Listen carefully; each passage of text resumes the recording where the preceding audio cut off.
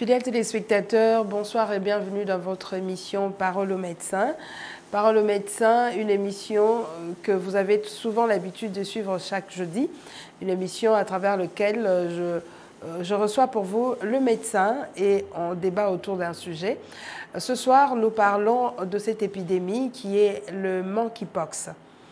Vous avez certainement suivi avec nous. Le chef de l'État l'a évoqué au cours de son adresse à la nation, sur l'état de la nation. On a parlé de monkeypox. Alors, ce soir, je ne suis pas seule. Je reçois pour vous le programme national de lutte contre le monkeypox et les fièvres hémorragiques. Je suis avec le docteur Dadi Ochanou, à qui je dis bonsoir, docteur. Bonsoir. Et je suis avec le CEDAF, le chef de division administrative de ce programme, M. Bob Missima. Je pense que j'ai bien dit. Vous aviez bien dit, madame. D'accord. Bonsoir, M. Bob. Bonsoir, madame. Et bienvenue dans cette émission. Merci beaucoup. Alors, je commence avec M. Bob. Vous êtes le CEDAF du programme. Oui. Alors, est-ce qu'on peut connaître l'historique de cette maladie qui est le monkeypox, cette épidémie? Le monkeypox, comme le mot le dit, c'est une maladie. Monkey, c'est singe. Et pox, virus, c'est la maladie. Maintenant, monkeypox, c'est une maladie qui est venue des singes.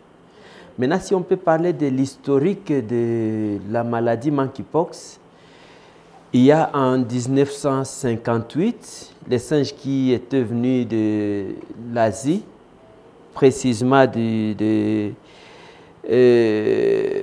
pays, en fait d'une partie là du monde qu'on appelle, c'est comme Capernaum, quelque chose de la sorte. Alors, les singes qui étaient venus de l'Asie, on avait isolé les virus des singes. Là, nous sommes en 1958.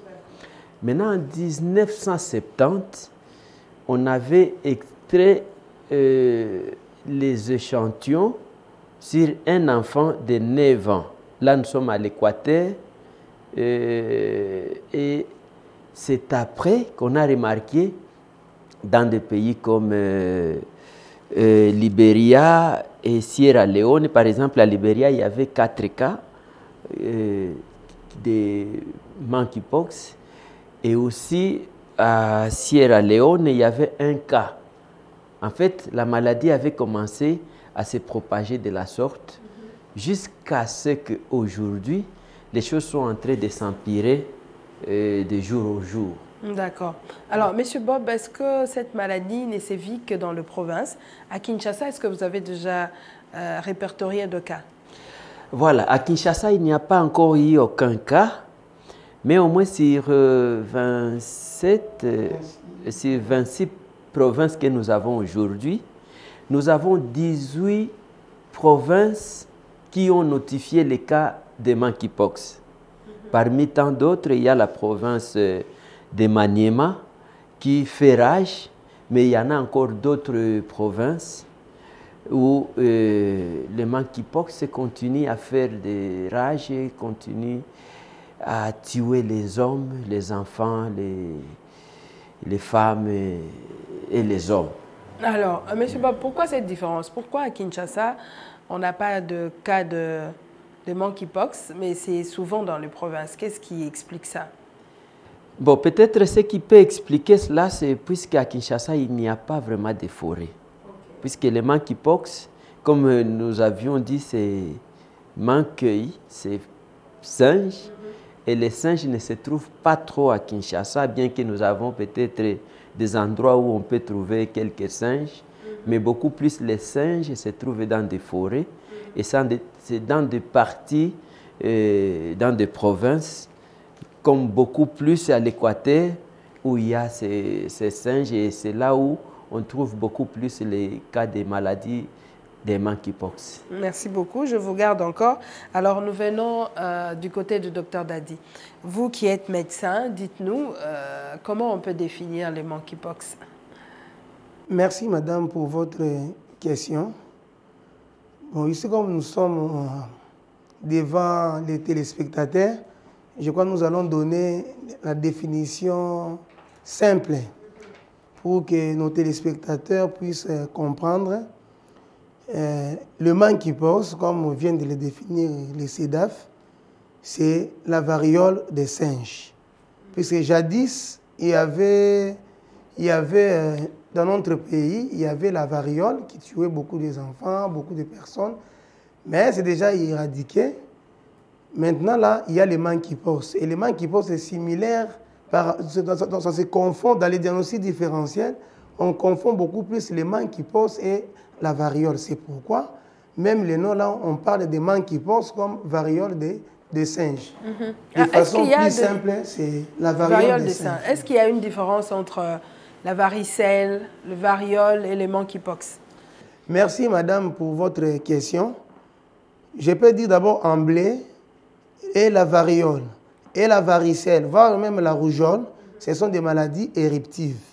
Mais il y a quand même des points de différence qui existent entre la rougeole, entre la variole et la varicelle.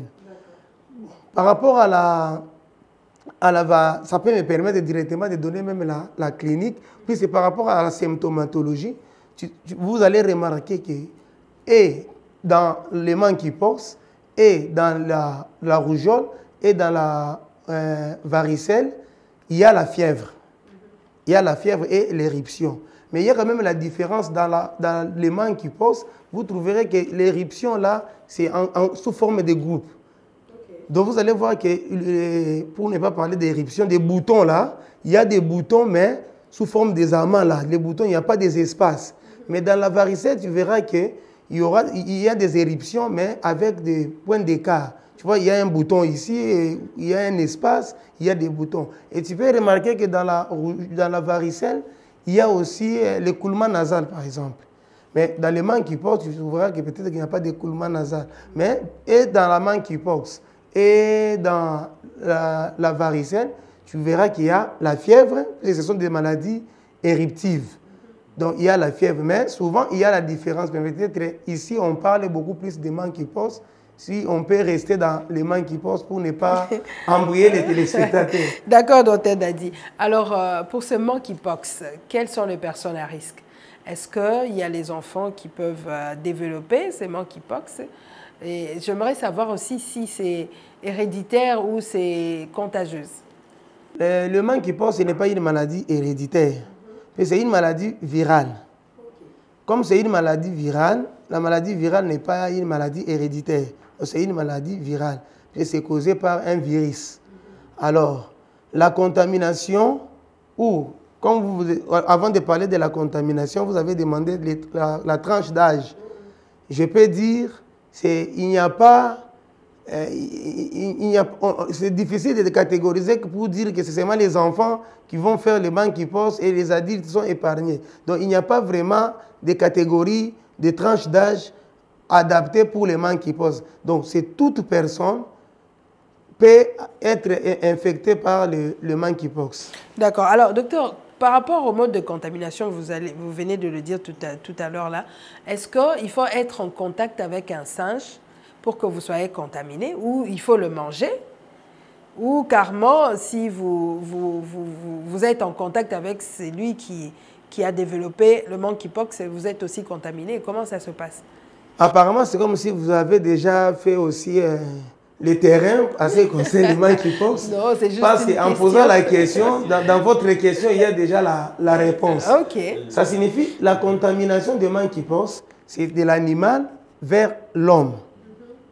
Et puis, en dehors de ça, l'homme aussi peut infecter de personne en personne. D'accord. D'abord, c'est l'animal qui vient infecter l'homme, et l'homme aussi peut aussi infecter aussi une autre personne. En mangeant les singes, c'est ça? Justement, ça signifie que lorsque vous manipulez, vous manipulez les imprimantes, non? Vous touchez les singes infectés. Ce n'est pas tous les singes, mais les singes infectés. Lorsque vous les touchez, directement, vous touchez aussi la personne, ou vous touchez la personne malade, et vous venez, même les habits de la personne malade, même les gouttelettes les gouttelettes de salive d'une personne malade, ça peut infecter. Donc tous les fluides, ça suffit, voire même le sang, la salive de la personne qui est malade, les habits de la personne qui est malade, ça peut toujours infecter aussi une autre personne. Alors, docteur Dadi, par là, vous me faites peur de manger les singes, les macaques. Donc, ce serait tout un problème là avec... Non, je viens de vous dire, ce n'est pas tous les singes, mais les singes infectés. Mais comment est-ce qu'on saura que ces singes sont infectés? Pourquoi? Parce que les singes viennent souvent de nos provinces. Oui, oui. Et puis, on les retrouve sur le marché. Est-ce qu'il ne faudrait pas qu'on interdise la consommation de singes? Justement, on n'a pas interdit la consommation des singes, malgré que comme par exemple par rapport à ma foi, moi je ne mange pas les singes d'abord par rapport à la foi. Justement, par rapport à la foi, je ne mange pas les singes. C'est comme je suis déjà épargné par rapport à ça. Mais ça signifie quoi? Là maintenant, c'est le devoir qu'on donne aux chasseurs. Là, ce sont eux qui nous amènent souvent les boucliers, non? Lorsqu'il va à la chasse, ce sont eux qui doivent quand même savoir comment sélectionner. En savoir comment sélectionner, ça signifie quoi? Ils ne doivent pas, lorsqu'ils trouvent un singe malade ou bien un singe qui n'est pas en bonne santé, ils ne peuvent pas ramener ça dans la communauté. Alors, si aussi il amène ça à la communauté, là directement, lorsque vous allez commencer à préparer votre singe, là, vous avez l'habitude de manger les singes, vous devez maintenant savoir comment manipuler. C'est pendant la manipulation, là, c'est là où ça se pose des problèmes. Lorsque vous manipulez, et puis vous ne respectez pas l'hygiène des mains, là maintenant, vous allez maintenant commencer à propager la maladie. Donc on doit respecter l'hygiène, on doit éviter et prêcher beaucoup plus les chasseurs pour ne pas infecter les gens ou amener les singes malades ici. Donc, carrément, nous allons dire que la cause de cette maladie, ce sont les singes. Justement, il n'y a pas que des singes, mais tous les imprimantes ou les rongères, ce sont eux qui entraînent beaucoup plus cette maladie. D'accord. Alors, docteur Dadi, vous venez de nous dire le mode de contamination. Alors, les personnes qui sont infectées là, pour ne pas contaminer les autres, on procède par quoi? Justement, madame, les gens qui sont infectés, pour ne pas contaminer les autres, c'est ça notre devoir. Nous devons d'abord, premièrement, isoler les malades en question. Il faut l'isoler, le mettre en quarantaine, là où il y aura quand même des personnels bien habilités. Même les personnels soignants, avant d'entrer, on doit porter ce que nous appelons les épis. Donc, on doit porter les habits, les protections. Hein? Donc, il y a des bonnets de protection, il y a des gants de protection, il y a la blouse de protection. C'est ce qu'on appelle, en grosso modo, on appelle ça les épis. Alors, on porte les épis. Lorsque vous entrez, vous soignez les malades, vous devez éviter que, après avoir touché le malade, même lorsque vous êtes, puisqu'il y a même des techniques, comment porter les habits et les épis, comment aussi se déshabiller. Alors, puisque les personnels soignants aussi peuvent s'infecter pendant le déshabillement. Alors, tout ça, on doit toujours respecter. En ce moment-là, nous allons nous protéger contre cette maladie. D'accord. Docteur Dadi, les symptômes de cette maladie, à part le bouton que vous avez dit, il y a encore d'autres symptômes? Oui, les malades, j'avais cité la fièvre. En dehors de la fièvre, on peut avoir aussi les myalgies, dans les douleurs au niveau des muscles. En dehors des myalgies, on peut avoir aussi les éruptions cutanées. En dehors des éruptions cutanées, on peut avoir aussi, j'avais cité la fièvre et myalgie et éruption cutanée. Et l'éruption cutanée peut laisser aussi des gouttes, hein, sous forme de gouttes là au niveau de la peau. Ok. Alors, par rapport à ces symptômes, lorsque vous mangez les singes aujourd'hui, si vous avez des boutons, il faut certainement consulter. Non, on n'a pas dit que dès que vous mangez les singes, directement, vous êtes atteint. Alors, ça prend combien de temps pour... Oui, la période d'incubation, c'est ce qu'on appelle la période d'incubation, je crois, c'est de 20 jours. Dans 20 jours, on peut avoir déjà l'apparition des signes déjà de la maladie. Donc, ce n'est pas aussitôt vous mangez les singes directement, vous êtes infecté, non. Alors, docteur Dadi, par rapport aux conséquences, est-ce que cette maladie monkeypox, l'épidémie, peut amener jusqu'à la mort? Évidemment, madame. C'est une maladie virale.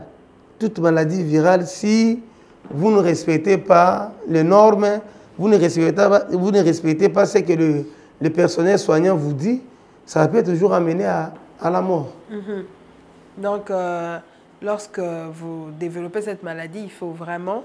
En principe, dès que vous avez la fièvre, accompagnée des éruptions, vous devez directement consulter un médecin pour que le médecin puisse faire des diagnostics différentiels pour savoir si est-ce que c'est le monkeypox, est-ce que c'est la varicelle ou c'est une autre maladie virale. D'accord. Alors, nous allons lentement pour chuter. Bon, la prévention, docteur Dadi. Comment se prévenir contre cette maladie avant de prendre le traitement? Justement, dans la prévention, la première chose, c'est de respecter les gestes d'hygiène. Ne pas se laver les mains, c'est comme dans toute autre maladie virale, comme dans la maladie à virus Ebola. Il faut se laver régulièrement les mains. Éviter, lorsque vous savez que non, vous êtes atteint, éviter que peut-être de jeter des gouttelettes de salive là où il y a les personnes saines. Et vous devez, si vous êtes déjà atteint, on doit éviter de toucher les habits de la personne qui est infectée à la maladie de monkeypox. Donc si on respecte tout ça, on verra que nous allons nous protéger. Si aussi la personne peut-être, tu sais que tu viens dans une province où il y a l'épidémie, dès que vous remarquez que vous présentez la fièvre et l'éruption, vous devez directement signaler pour ne pas contaminer les autres. D'accord.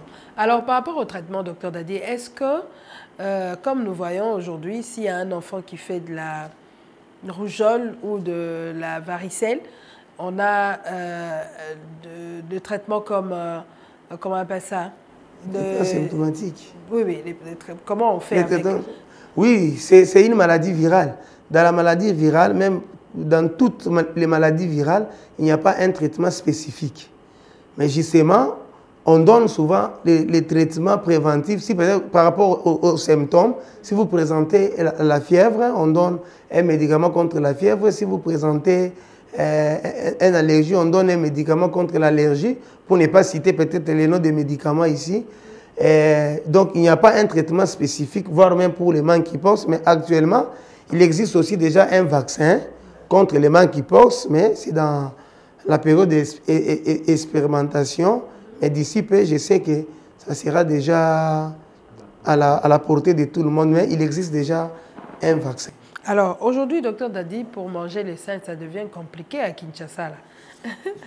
Donc, il faudrait faire attention par rapport à la consommation de singes. On peut dire ça.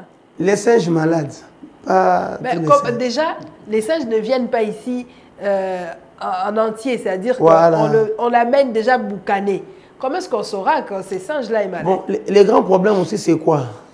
Lorsqu'on amène aussi les singes, tu sais que souvent, lorsqu'on tue les singes, on essaie un peu de les brûler aussi, non? Oui, oui, c'est ça. Alors, il n'y a pas un désinfectant ou un antiseptique plus spécifique de plus que la chaleur. Alors, lorsque déjà on a déjà utilisé la chaleur, il faut savoir déjà que la chaleur joue aussi un rôle très capital par rapport au traitement de la maladie virale. Donc, ça nous protège aussi pour ne pas que... Donc, on amène les singes en question de Mbandaka jusqu'ici avec la chaleur. Il ne faut pas avoir peur que ça peut amener la maladie ici. Ah, d'accord. Alors, quelles sont les mesures qu'on va prendre par rapport aux frontières pour que la maladie ne puisse pas entrer?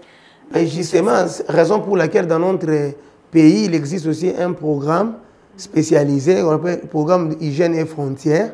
Et ce programme aussi a des rôles qui jouent. Ça signifie, en dehors de ces programmes-là, il y a aussi l'OCC, non? L'OCC aussi a ses devoirs de veiller sur tous ceux qui entrent pour ne pas infecter les autres. Je crois, cette question-là, il existe déjà un programme. Je sais que le programme-là joue aussi son rôle pour la surveillance au niveau des frontières pour ne pas tuer la population. Alors, je reviens à vous, Monsieur Bob. Nous avons parlé du programme, votre programme qui est programme de lutte contre le monkeypox. Okay. Ça fait combien de temps que vous évoluez ici à Kinshasa? Est-ce que vous êtes dans d'autres provinces ou le programme ne se trouve qu'ici? Oui, d'abord, le programme a existé depuis le 25 octobre 2002. c'est que dans quelques mois, nous allons fêter le 20e anniversaire depuis l'existence de ce programme. Et c'est vraiment un programme qui est structuré avec comme le directeur qui chapeaute, mais à son côté, il y a son assistant que nous pouvons appeler son adjoint, directeur adjoint.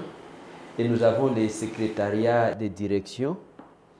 Mais en bas, là, nous avons deux grandes directions. Donc, une direction, une direction technique qui a ces 5 services dans lesquels nous avons les services de communication. Puisque, vous savez, quand on a des problèmes, comme ce que nous sommes en train de dire, il faudrait qu'il y ait des gens qui doivent aller communiquer à la population, qu'ils sachent réellement qu'il y a la maladie, comment on peut l'attraper, comment, quand on en a... Est-ce que vous faites la sensibilisation? Oui. Par rapport à cette épidémie? Oui. Nous avons un autre service sur les 5 des directions techniques qui est de surveillance épidémiologique. Ces services-là se préparent même bien avant qu'il y ait la maladie.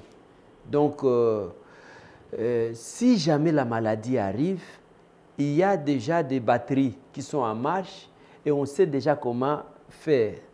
C'est question maintenant de laisser la responsabilité à l'État et à nos partenaires d'envoyer les gens sur le terrain. Par exemple, comme nous sommes à Kin, il y a le vendredi comme aujourd'hui, notre directeur et les chargés de la technique, mais aussi les chefs de service de suivi et évaluation, ils étaient au Maniema et ils sont déjà de retour pour aller former d'abord, puisqu'ils étaient partis former les locaux et leur dire comment ils doivent se comporter.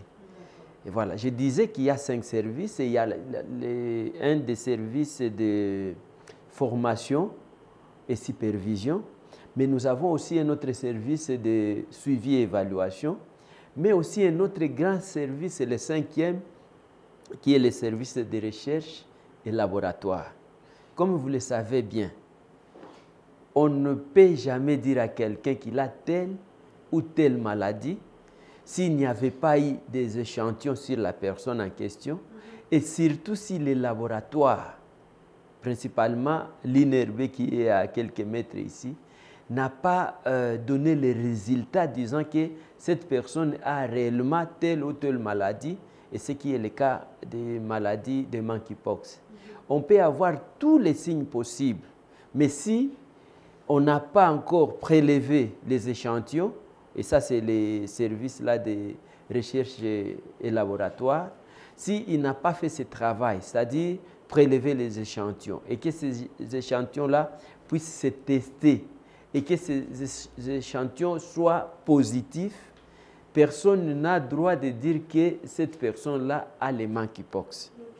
Là, nous sommes à la première direction qui est la direction technique. Mais nous avons aussi une autre direction, une direction administrative et financière. Dans ces services, nous avons dans ces grandes directions, nous avons 3 services.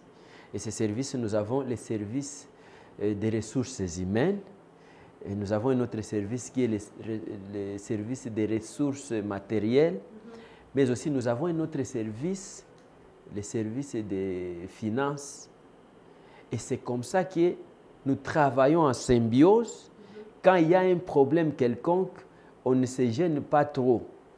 Donc, vous êtes un grand programme. On est un grand programme.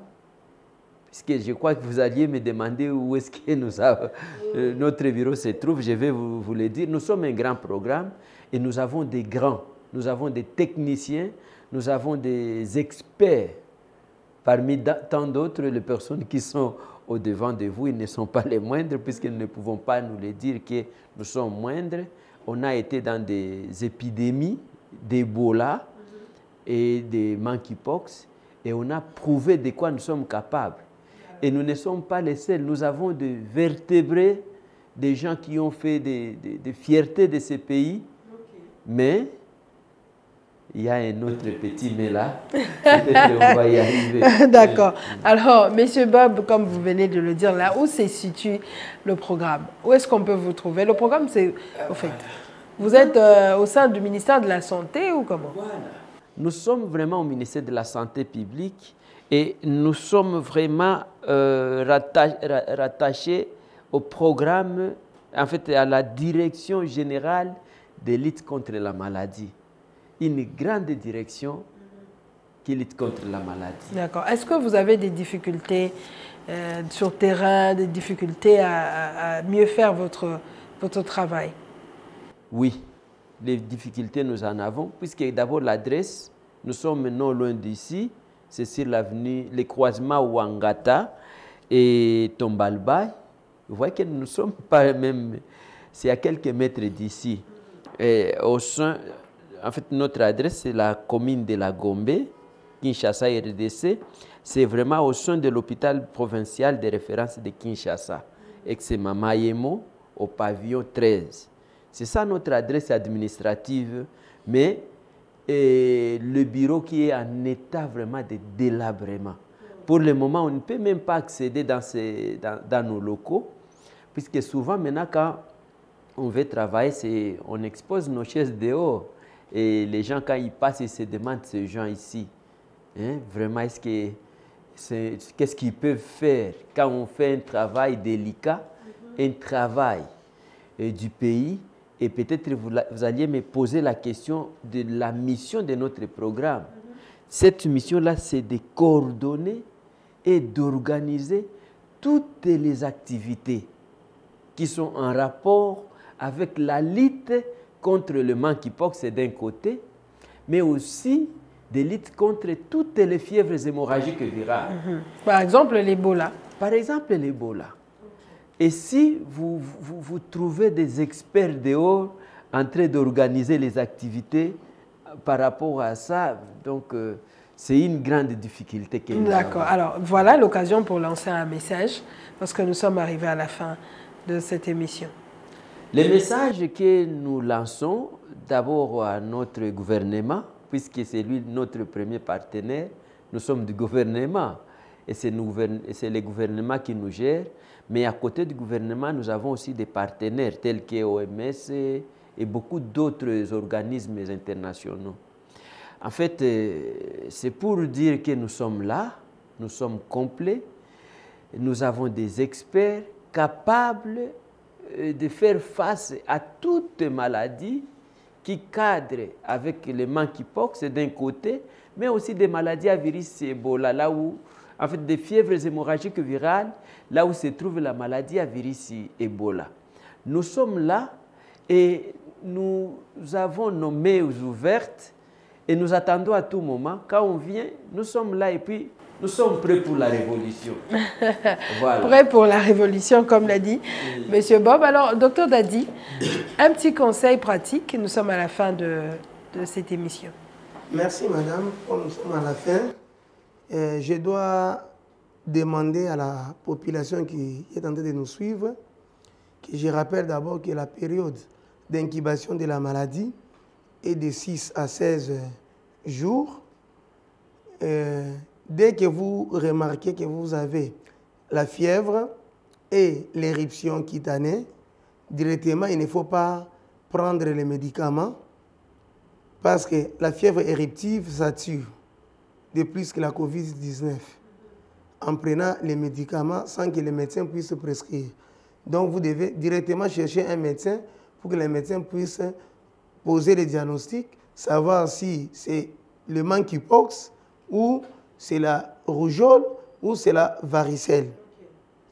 Il faut éviter, dès que vous avez les signes, ou soit dès que vous quittez dans une province où il y a l'épidémie, aussitôt arrivé, dès que vous remarquez que vous présentez la fièvre éruptive, directement vous devez vous diriger dans un centre de santé, là où on peut chercher comment prélever les échantillons et envoyer à l'INRB pour qu'on puisse poser les diagnostics pour éviter de contaminer les autres.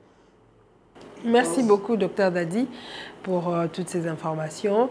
Alors, fidèles téléspectateurs, nous sommes arrivés à la fin de cette émission Parole aux médecins. Je rappelle que j'ai reçu pour vous le docteur Dadi et monsieur Bob pour le compte du programme de lutte contre le monkeypox et le fièvre hémorragique virale. Voilà, ils étaient avec nous, nous avons parlé du monkeypox. Le numéro de téléphone, si vous voulez, ils veulent vous contacter, ils vont nous appeler. Alors, pour nous contacter, il y a le numéro qui est affiché au bas de vos écrans.